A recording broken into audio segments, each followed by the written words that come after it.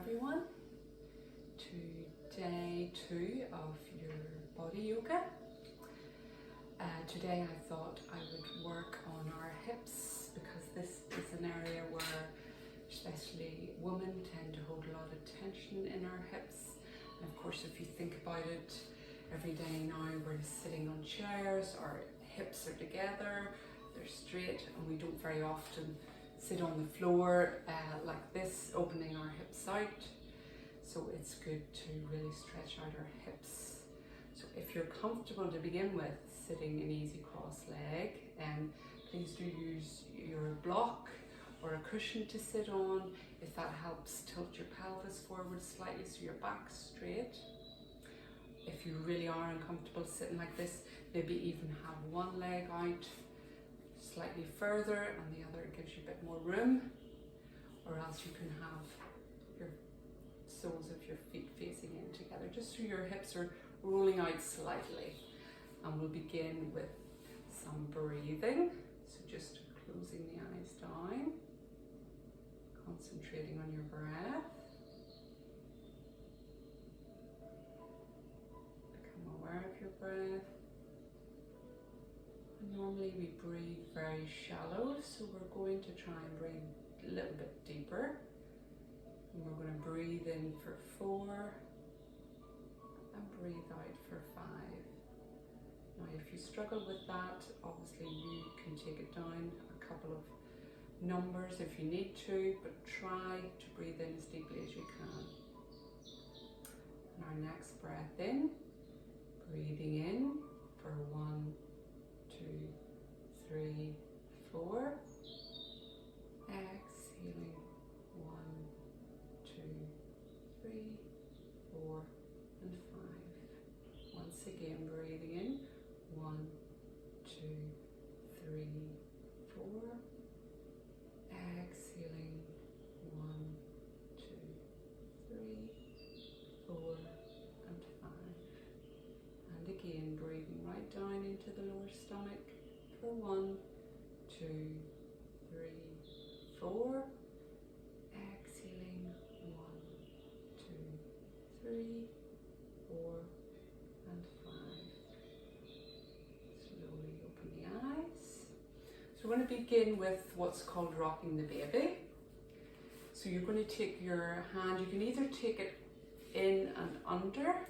So if you imagine you would be rocking a baby like this, or if you can't get your arm under, you can take it from above and hold the shin and the foot from above. Again, if you need to have this leg extended, that's fine as well. So you're just going to rock side to side, just working into the hip here. We're working on our left leg to begin with. We're going to be working on both, so don't worry if you've already started on the right leg, just swap whenever it's time.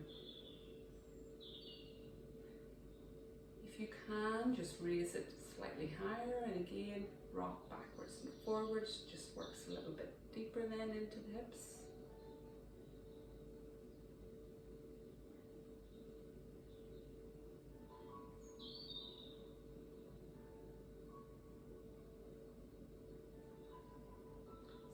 One you could do if you are sitting at an office in a chair all day at night to help open up your hips and loosen them up again.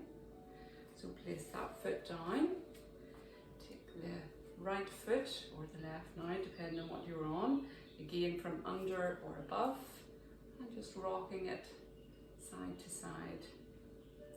So you want to make sure while you're sitting here that you're not collapsing down in your spine. You want to continue to sit with your chest up and forward.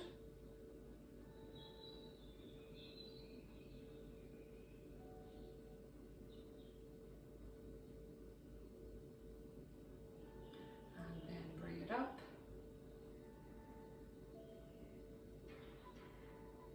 Working deeper.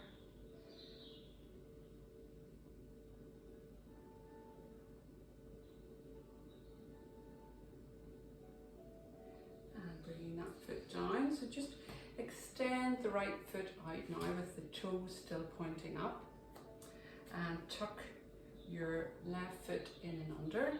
Just going to remove this blanket I'm sitting on. So your left foot is tucked in and under on your knee. You're going to turn your torso over the extended leg, keeping the toes of this foot flexed, so you're still working that leg. So you're going to extend into your arms, breathing in. And as you breathe out, just bring your hands down to where they will go.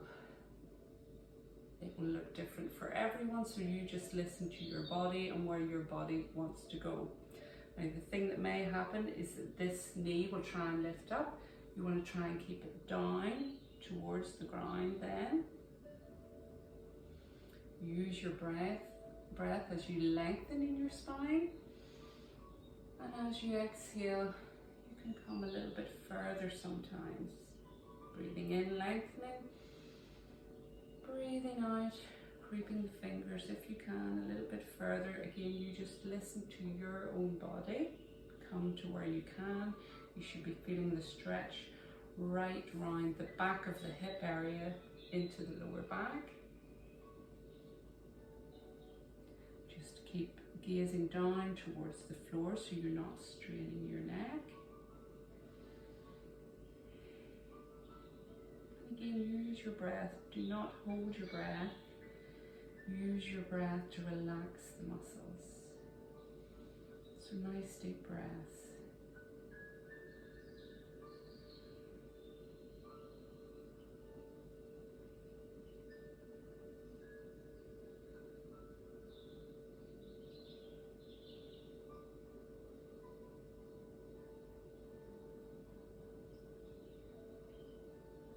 Slowly creep your fingers back up, switching onto the opposite leg. So tucking that foot in and under, rotating over your extended leg. Once again, inhale the arms up. Exhale, hinge from your hips, keeping your back long and straight, and keeping that knee towards the mat. Now you will have one side tighter than the other. My right side is the tighter one, so you listen to your body again, just go to where it will let you go. Breathing in, lengthening in the spine, breathing out, creeping the fingers forward.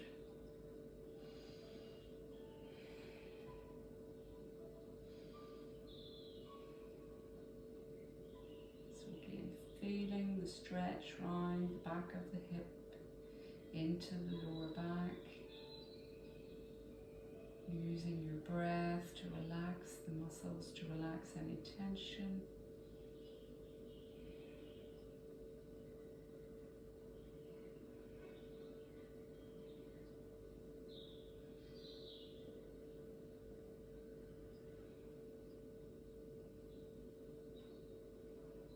Slowly creep your fingers back up. So spreading both your legs wide now, as wide as comfortable. Toes are pointed up again, so your legs are still active. You're going to imagine that you have a wooden spoon in your hand and you have a big pot of porridge or whatever you choose to be in the middle that you're stirring. You want to imagine you're going to stir down one leg right round and coming up. So going down, round and up. Trying to keep your back long and straight still. Obviously you have to reach forward, but try not to collapse in your core.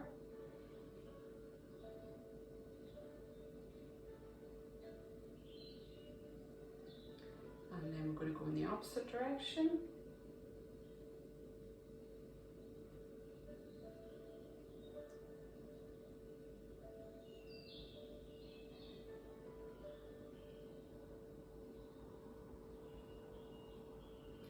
Stir that big pot of porridge, or if you'd rather it was a big pot of chocolate or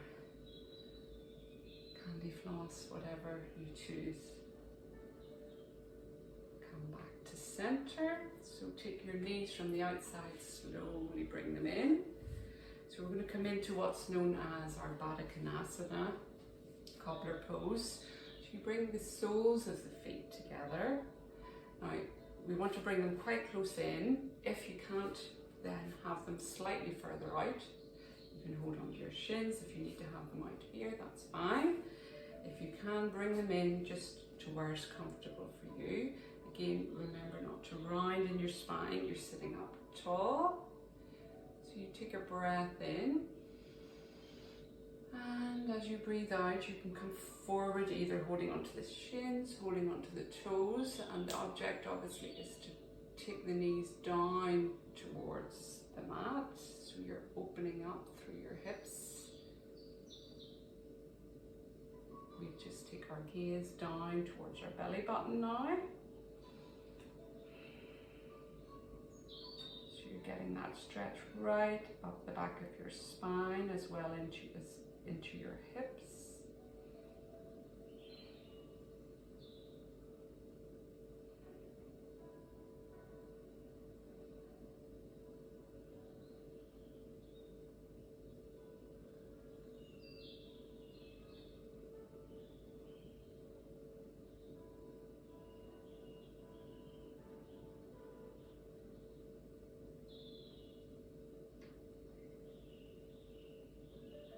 Slowly release the hands, come up.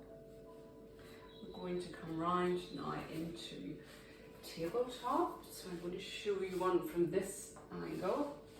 So you want to have your hands in front, and you're going to have your feet pointed outwards at an angle if you can. So my feet aren't back, they're out to the side. So they're pointing out this way if you can. So already that will give you a rotation in your hip and give you maybe some, you'll feel it there, but also if you can, you're just going to take your hips back slightly, and you only need to go back ever so slightly before you will feel that stretch into your hips. So taking a few breaths here.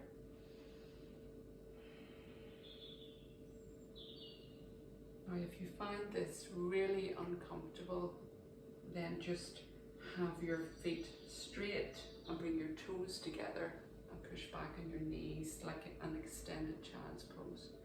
Otherwise, our frog pose is a good one to open up the hips.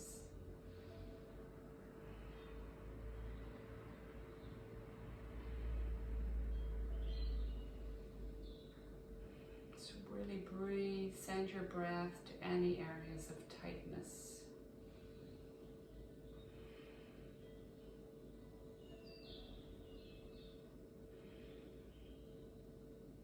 And slowly come forward. That's quite an intense pose, as I say, so I'm not going to make you stay there too long. So another lovely one for stretching out the hips is our pigeon pose.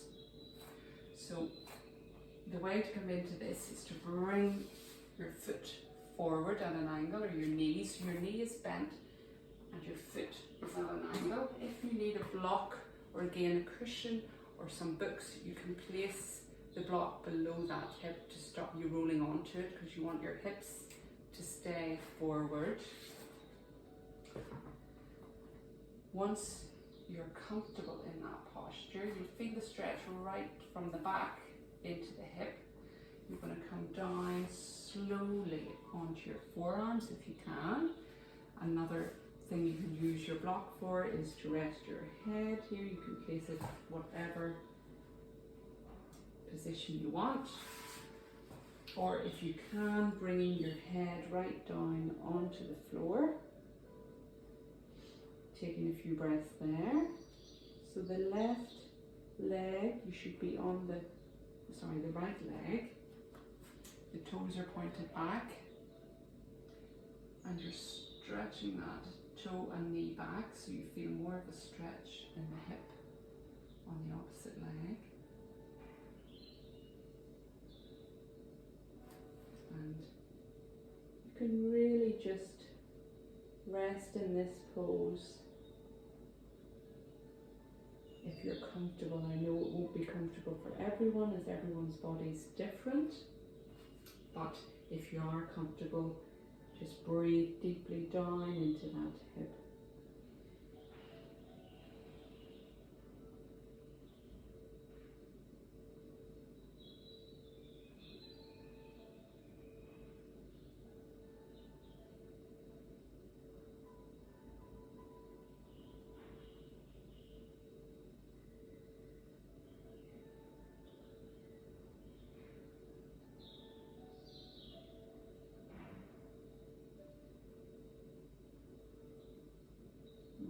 Slowly walk the hands back up. So you're going to take that foot back and bring the right foot forward. Just say you bring it forward at an angle.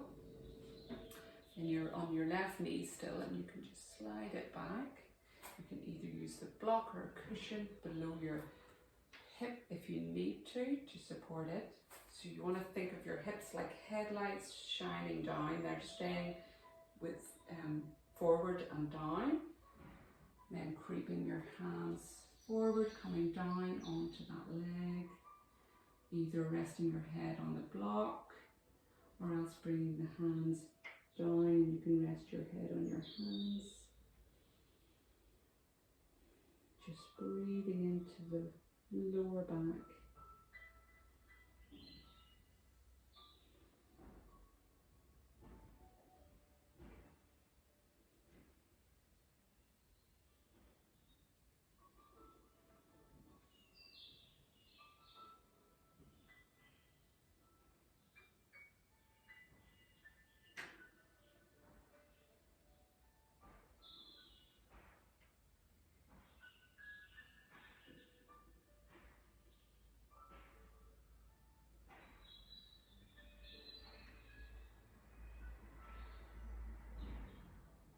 And slowly walking the hands back again, bringing that knee back. So we're going to come into our extended child's pose now. So bringing the knees the width of your mat, or more than hip width apart if you're not on a mat.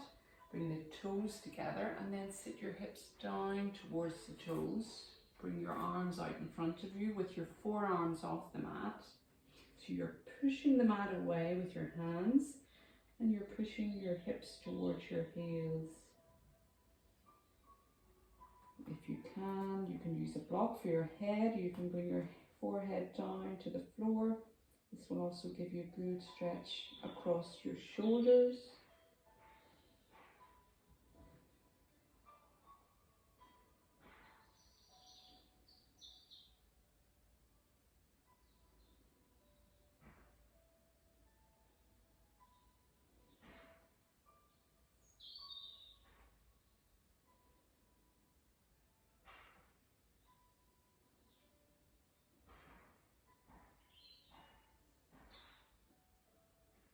And slowly walk the hands up, coming round into a seated position. So whenever you're doing yoga, you can, if you've never done it before, it can be a very slow but gradual process, and it's very much about how your whole body feels, your mind, your breathing, your inner calmness, as well as your flexibility. So don't be giving yourself a hard time if you can't get into these postures instantly. Just go to where you can. Use your breath, and just day by day, once you're doing a little every day, you'll notice a little bit more, but it'll be very gradual, as I say, so don't give yourself a hard time. Just be grateful to yourself that you're taking the time to work on your body and your mind. So we just close our eyes for a little bit of relaxation. So closing the eyes down, you can rest your hands on your knees, or else you can have the palms, one palm on top of the other, and rest them in your lap.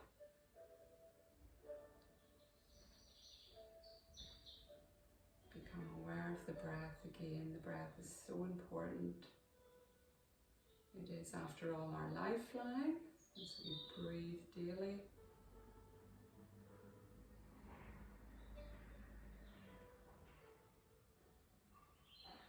Relax your forehead. Let your eyes relax into your skull. Relax the shoulders away from the ears. Let your arms be heavy and relaxed. Coming down into your stomach. Notice if you are holding any tension in your stomach, try to send your breath to this area of tightness and tension. And try just every time you exhale to release a little bit of that tension out and let your stomach be soft.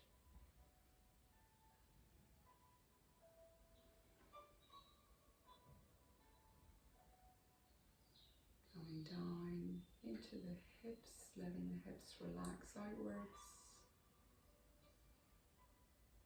And just feeling through your sit bones that you're grounded on your mat.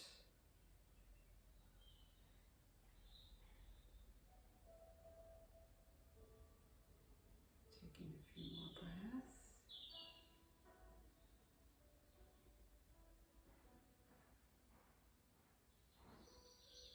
And bringing the hands into prayer, into heart center. So as I say, be grateful to yourself and show gratitude to yourself for getting onto your mat, for giving yourself some self-love. And I will say namaste. I will see you tomorrow for day 3. So have a nice morning, afternoon or evening.